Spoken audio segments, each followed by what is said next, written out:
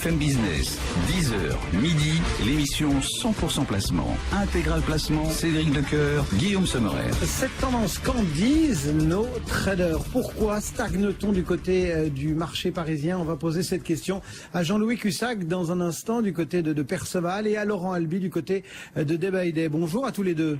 Bonjour tout le monde. Laurent Albi, moins 0,06 après une ouverture quasiment à l'étal également. Comment est-ce que vous sentez la séance et comment vous la travaillez chez Day by Day? Écoutez, ce matin à 9h, on est parti fortement à la baisse. On est allé rejoindre un niveau de support à 4520 points et sur ce niveau, il y a eu une très belle réaction haussière.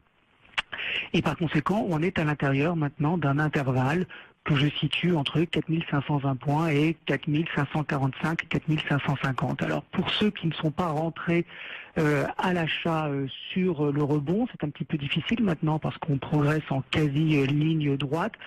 Si on avait la chance d'avoir un petit pullback sur cette zone à 4530, j'ose même pas dire 4525 parce que ça serait vraiment trop beau, mais si on retournait sur 4530, il y aurait une opportunité de rentrer long avec un stop sous 4520 et puis on vise 4545, 4550 comme je l'ai dit. Pour le moment, on est à l'intérieur de ce petit intervalle. Si 4550 devait être franchi, alors on retournerait sur les niveaux de début de semaine, c'est-à-dire vers les 4560 points. Donc pour le moment, on est dans un petit intervalle de consolidation avec de la volatilité intraday intéressante. Un petit pullback serait pour nous une opportunité. Voilà donc la vision de marché qu'on développe du côté de Day by Day. Jean-Louis Cussac, vous travaillez la tendance de quelle façon chez Perceval? Et comme depuis 11 jours maintenant, c'est la 12e séance que le marché évolue entre les mêmes limites. Donc c'est vrai qu'on ne peut pas parler de tendance. Il y a un trading range très long. Il n'y a pas de volatilité forte sur 10 jours, mais c'est vrai, dans la journée, il y a des écarts. C'est intéressant d'essayer de les attraper, bien sûr. Donc hier, on a réussi. Ce matin encore, un petit coup de chance, 23. On était passé à 23, on a fait en dessous, mais c'est dans le trade du jour qu'on avait proposé ce niveau. On l'a fait, on vise quoi? On va essayer d'aller, pourquoi pas, rechercher les 45-50.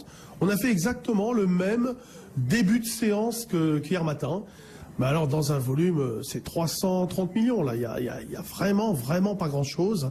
Donc, Thanksgiving, la demi-séance aux États-Unis aujourd'hui. Bon, rien à signaler de particulier. On a, Danone, une des plus fortes hausses du CAC avec Nokia qui se reprend et qui était déjà un peu délaissé ces derniers temps. Alors, il y a beaucoup de valeurs comme ça, comme Capgemini, délaissées. Peut-être que l'intérêt peut venir de là, parce que le marché, il est du bon côté, si vous voulez. Il accumule depuis des jours et des jours, en gardant, on va dire, un maximum de chances de pouvoir continuer son chemin.